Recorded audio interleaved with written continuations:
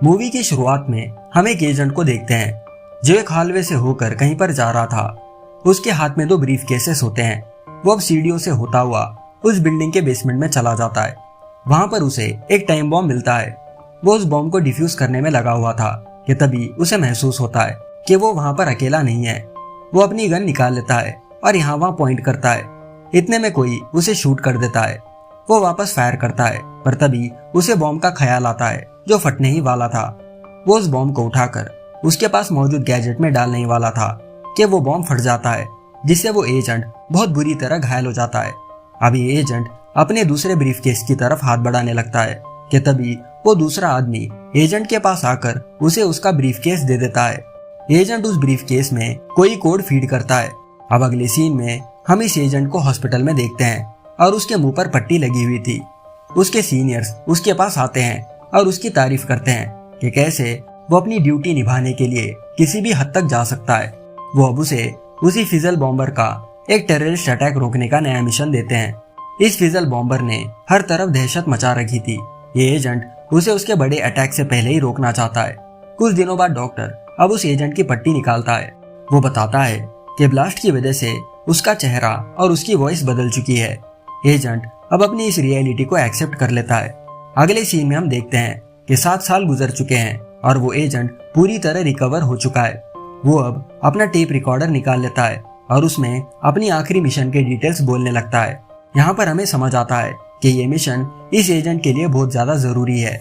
अगले सीन में उसके सुपीरियर्स उसे उसका हथियार दे देते हैं और उसे मिशन के रूल्स बताते हैं।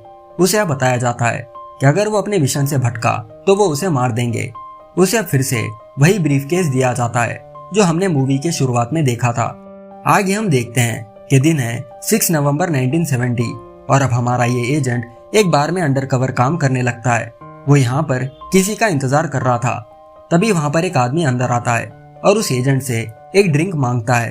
अब दोनों में यहाँ वहाँ की बातें होने लगती है और अब एजेंट फिजल बॉम्बर का जिक्र निकालता है। ऐसे ही बात करते करते हमें ये पता चलता है कि वो आदमी एक राइटर है जो एक लेडीज मैगजीन के लिए लिखता है। ये सुन एजेंट उससे पूछता है कि एक मर्द होते हुए वो औरतों के दिमाग को कैसे पढ़ सकता है, जिस पर वो राइटर कहता है कि वो भी कभी एक औरत हुआ करता था। और अब ये राइटर अपनी स्टोरी सुनाने लगता है। सितंबर 13, 1945 के दिन एक आदमी एक बच्चे को एक ऑर्फनेज के बाहर छोड़ जाता है। ये बच्चा ही वो राइटर है। उस ऑर्फनेज ने उस बच्चे को अडॉप्ट कर लिया और उसका नाम जेन रख दिया। तब वो एक फीमेल था। जेन को स्पेस का शौक था और वो अब सोचने लगती है कि उसके पेरेंट्स कौन है। जेन बाकी लोगों से अलग थी। जेन फिजिकली काफी स्ट्रॉन्ग थी, लड़कों जितनी स्ट्रॉन्ग। वो पढ़ाई में भी काफी तेज थी। उसे मैथ्स और साइंस पढ़ना बहुत अच्छा लगता था, पर बाकी बच्चे उसे भेदभाव करते क्योंकि वो अलग थी। उसके साथ के बच्चों को कोई ना कोई आकर अडॉप्ट कर लेता, पर जेन थोड़ी अलग होने की वजह से उसे कोई अडॉप्ट नहीं करता। जेन ने अब एक्सेप्ट कर लिया था कि उसे कोई अडॉप्ट नहीं करने वाला। जेन अब बड़ी हो जाती है और अब उसकी मुलाकात होती है डॉक्टर रॉबर्टसन से। ये डॉक्टर जेन को स्पेस कॉर्प ऑर्गेनाइजेशन के लिए ट्रेन और हायर करना चाहता था। रॉबर्टसन कहता है कि जेन साइंस और मैथ्स में बहुत अच्छी है, इसलिए वो उसे एक करियर ऑफर करना चाहता है। जेन ये ऑफर एक्सेप्ट कर लेती है और इंटरव्यू के दौरान बहुत अच्छे से परफॉर्म भी करती है, जिससे उसका सिलेक्शन हो जाता है। वो लोग अब जेन के ट्रेनिंग को शुरू कर देते हैं। उसे स्पेस सिमुलेशन हेडसेट देकर उसका रिस्पॉन्स चेक किया जाता है। जहाँ दूसरी लड़कियां घबरा जाती है, जेन को इसमें मजा आ रहा था। अब बाकी टेस्ट में जेन काफी बढ़िया से परफॉर्म करती है। एक लाई डिटेक्टर टेस्ट में जेन बताती है कि उसे लगता है कि उसमें कोई गड़बड़ है। आगे हमें दिखाया जाता है कि जेन की एक लड़की के साथ लड़ाई हो जाती है और जेन स्ट्रांग होने की वजह से उस लड़की को नॉकआउट कर देती है। अब इन दोनों लड़कियों को हॉस्पिटल में एडमिट किया जाता है, जहां दोनों का चेकअप किया जाता है। अब डॉक्टर को जेन के बॉडी में एक बड़ी गड़बड़ के बारे में पता चलता है। इससे जेन डिस्क्वालीफाई हो जाती है। वो अब अपना सामान पैक करने में लग जाती है। तभी वहां पर रॉबर्टसन आ जाता है और कहता है कि उसे अफसोस है कि जेन डिस्क्वालीफाई हो गई। रॉबर्टसन अब जेन से वादा करता है कि वो हर कोशिश करेगा उसे वापस इस प्रोग्राम में एडमिट कराने के लिए। जेन वहां से निकलकर एक घर में मेड का काम करने लगती है ताकि वो अपना गुजारा कर सके। इस दौरान जेन की मुलाकात एक आदमी से होती है, जहां उन दोनों में हल्की फुल्की बातचीत होती है और जेन को रियलाइज होता है कि उनके ख्याल कितने मिलते जुलते हैं। प्रेजेंट में जेन अब रोज उस आदमी से मिलने लगती है और उसे उस आदमी से धीरे धीरे प्यार हो जाता है। एक दिन वो दोनों एक पार्क की बेंच पर बैठे होते हैं। वो आदमी थोड़ी देर जेन से बात करके थोड़ी देर में लौटने का वादा करके वहां से चले जाता है, पर वो फिर कभी वापस नहीं आता। जेन भी धीरे धीरे इस रिलेशनशिप से मूव ऑन करती है और अपने अगले गोल पर फोकस करने लगती है, जो था स्पेस कॉर्प में वापस जाना। ऐसे ही कुछ टाइम गुजर जाता है और एक दिन रॉबर्टसन जेन से मिलने आता है और जेन को बताता है कि स्पेस कॉर्प कोई रियल इंस्टीट्यूट नहीं है। वो कहता है कि वो एक सुपर सीक्रेट गवर्नमेंट ऑर्गेनाइजेशन के लिए काम करता है, जो स्पेस कॉर्प की आड़ में जेन जैसे लोगों को ढूंढती है, यानी ब्रिलियंट लोग जिनके आगे पीछे कोई नहीं, जिनको एजेंट्स की तरह यूज किया जा सके। जेन को पता नहीं था कि इन सब बातों का क्या मतलब था, पर वो समझ गई थी कि मामला सीरियस है। उसके थोड़े ही दिन बाद जेन को पता चलता है कि वो प्रेग्नेंट है और अब रॉबर्टसन ने भी उससे कांटेक्ट करना बंद कर दिया था। वो अब एक चैरिटी हॉस्पिटल में एडमिट हो जाती है, जहां उसे एक लड़की होती है। जेन का डॉक्टर उसे बताता है कि जेन के बॉडी में कॉम्प्लिकेशंस होने के कारण जेन का सीजरियन ऑपरेशन करना पड़ा। डॉक्टर की ये बात सुनकर जेन चौंक जाती है। तब डॉक्टर उसे बताता है कि वो बाकी लड़कियों से अलग इसलिए है क्योंकि उसकी बॉडी में मेल और फीमेल दोनों रिप्रोडक्टिव ऑर्गन्स है, पर ऑपरेशन के दौरान कॉम्प्लिकेशन की वजह से उन्हें उसकी हिस्टेरेक्टोमी करनी पड़ी, यानी उसके फीमेल पार्ट्स निकालने पड़े। उसके मेल पार्ट्स अभी भी सही सलामत है, जो सप्रेस्ड थे। इस ऑपरेशन के बाद उसके मेल पार्ट्स नॉर्मली डेवलप होंगे और वो अब एक औरत नहीं बल्कि एक मर्द होगी। यहाँ जेन के साथ साथ हमारे दिमाग का भी दही हो जाता है। इसके बाद जेन अपनी बच्ची को खुद ही पालने का फैसला कर लेती है, पर इसके कुछ ही दिन बाद जेन की बच्ची किडनैप हो जाती है। जेन बहुत कोशिश करती है अपनी बच्ची को खोजने की, पर वो उसे नहीं मिलती। जेन को अब उसी हॉस्पिटल में रखकर उस पर कई ऑपरेशंस किए जाते हैं ताकि उसे एक प्रॉपर आदमी बनाया जा सके। 11 महीनों के अंदर जेन एक मर्द बन चुकी थी और अब उसने इस सच्चाई को एक्सेप्ट कर लिया था। जेन अब फिर से स्पेस कॉर्प में अप्लाई करती है, जहां पर उसे फिर से रिजेक्ट कर दिया जाता है क्योंकि स्पेस कॉर्प में सब जेन की सच्चाई जान चुके थे। उसका सपना अब पूरी तरह टूट चुका था। जेन अब अपना नाम बदलकर न्यूयॉर्क शिफ्ट हो जाती है और अब से हम जेन को एक मर्द की तरह ट्रीट करेंगे। जेन अब एक राइटर बन जाता है और वो अब confessions of an unmarried mother नाम की सीरीज लिखना शुरू कर देती है, जिससे उसका गुजारा चल रहा था। जेन यहाँ अपनी कहानी खत्म करता है। यह सब सुनने के बाद वो एजेंट जेन से पूछता है कि क्या वो उस आदमी को सजा देना चाहती है जिसने उससे उसका सब कुछ छीन लिया, जिस पर जेन कहता है कि वो उसे मार देगा।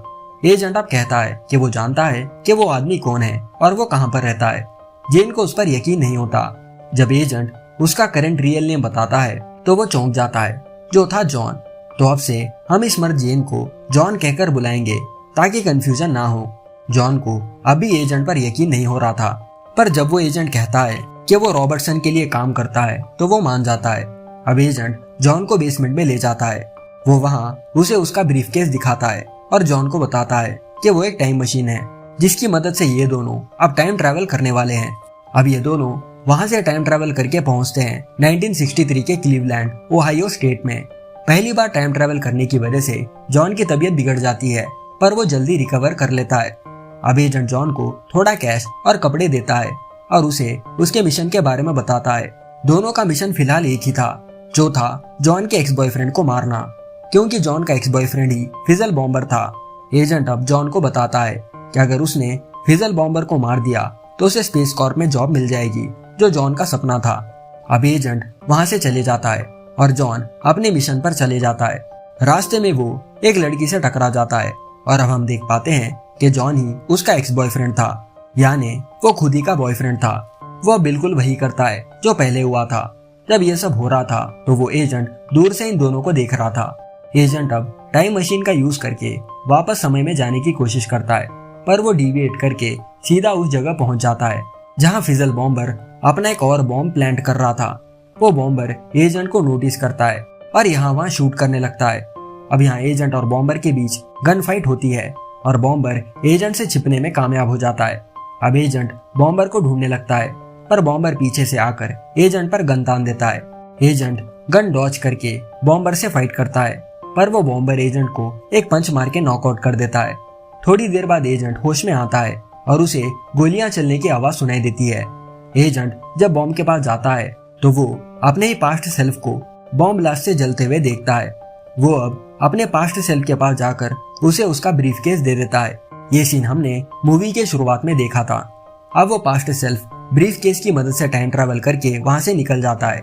एजेंट को अब रियलाइज होता है कि ये सब कुछ एक लंबा टाइम लूप है जिसका कोई आरंभ नहीं और ना ही कोई अंत है। अब एजेंट वहां पर मौजूद बॉम्ब के एक टुकड़े को अपने साथ लेकर वहां से निकल जाता है। वो अब 1964 में जाता है और गुस्से में चीजों को तोड़ने लगता है। अब वो खुद को शांत करता है और खुद को अपने मिशन की याद दिलाता है। यहाँ 1963 में जॉन और जेन एक डेट पर जाते हैं, जहाँ जेन को एहसास होता है कि जॉन बिल्कुल सेम उसी की तरह है, क्योंकि वो खुद कभी जेन हुआ करता था। जॉन अब जेन को बताता है कि वो बाकी लोगों से अलग है, जिस पर जेन पूछती है कि वो कैसे दूसरे लोगों का माइंड पढ़ सकता है। जॉन अब जेन के सीक्रेट्स उसे बताता है। जेन शुरू में इन बातों को झुठलाती है, पर बाद में मान जाती है। जॉन अब जेन को बताता है कि वो उसका दुख अच्छे से समझ सकता है। इसके बाद ये दोनों और करीब आ जाते हैं।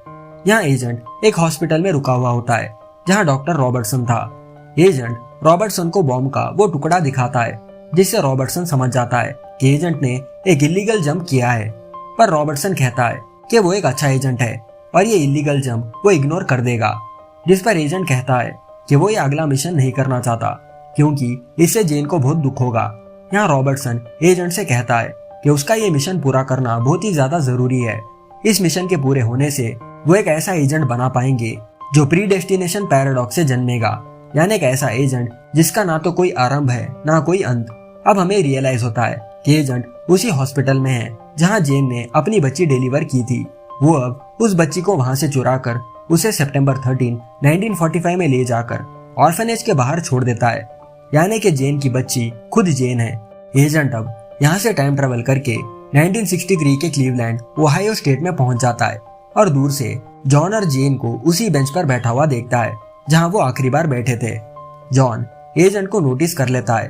वो जेन से थोड़ी देर में लौटने का वादा कर एजेंट के पास चले जाता है। अपने साथ इतनी बड़ी साजिश होता देख जॉन को बहुत गुस्सा आता है और वो एजेंट पर गन तान देता है। एजेंट कहता है कि वो जॉन के दुख को उतना ही महसूस कर सकता है जितना वो खुद उस वक्त कर रहा था। जॉन अब एजेंट से कहता है कि वो जेन से सच्चा प्यार करता है। अब एजेंट जॉन को सारी कहानी बताता है और ये भी कि आगे क्या होने वाला है। ये सब सुनकर जॉन शॉक में आ जाता है, पर एजेंट उसे बताता है कि इसे कोई बदल नहीं सकता। जॉन जेन को एक आखिरी बार देखता है और समझ जाता है कि उसे अब जाना होगा। एजेंट अब जॉन को हेडक्वार्टर्स ले जाता है। एजेंट जॉन से कहता है कि यहाँ से वो एक नॉर्मल लाइफ जी सकता है। टाइम ट्रेवल की वजह से जॉन काफी कमजोर पड़ जाता है और बेहोश हो जाता है। उसे हॉस्पिटल में एडमिट किया जाता है। एजेंट और रॉबर्टसन जॉन के वार्ड के बाहर बात करने लगते हैं। जॉन फिजल बॉम्बर को पकड़ने के लिए रॉबर्टसन से इंफॉर्मेशन मांगता है, जिस पर वो अब एजेंट को फाइनल इंफॉर्मेशन देता है और कहता है कि इस मिशन के बाद उसका ब्रीफकेस, जो कि एक टाइम मशीन है, वो अपने आप सेल्फ डिस्ट्रक्ट हो जाएगा। दोनों अब एक आखिरी बार एक दूसरे को बाय बोलते हैं और एजेंट अपने आखिरी मिशन पर निकल पड़ता है। एजेंट जॉन के पास उसके सारे रिकॉर्डेड मैसेजेस छोड़कर टाइम ट्रैवल करता है और पहुंच जाता है 1975 के न्यूयॉर्क शहर में, ताकि वो फिजल बॉम्बर को पकड़ सके। एजेंट अब एक चेयर में बैठकर टाइम मशीन के सेल्फ डिस्ट्रक्ट होने का वेट करता है, पर ऐसा नहीं होता। मशीन एक एरर दिखाने लगती है। रॉबर्टसन के दिए फाइल्स में उसे फिजल बॉम्बर से जुड़े कुछ क्लूज मिलते हैं। उसे एक टाइपराइटर ढूंढना था जो उसे एक एंटीक स्टोर में मिलता है। वो उसे ढूंढने में कामयाब हो जाता है और वेट करते करते बोर होकर एक नॉवेल लिखने लगता है। नॉवेल कंप्लीट करने के बाद वो उस नॉवेल पर अपना नाम लिखता है, जो था जॉन। ये एजेंट और जॉन दोनों एक ही आदमी थे। जॉन अब थोड़ी सोच में पड़ जाता है और कड़ी से कड़ी जोड़कर देखने पर उसे रॉबर्टसन का क्लू समझ आता है कि फिजल बॉम्बर और कोई नहीं बल्कि वो खुद है। वो अब एक गन लेकर अपने ही फ्यूचर वर्जन के पास पहुंचता है, जो अब बूढ़ा हो चुका था।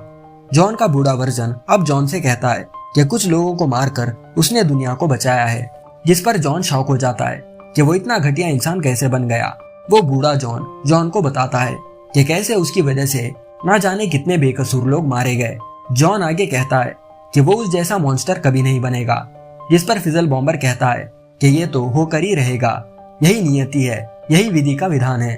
जॉन अब गुस्से में आकर फिजल बॉम्बर यानी अपने ही फ्यूचर वर्जन को मार देता है और ये टाइम लूप फिर से शुरू हो जाता है।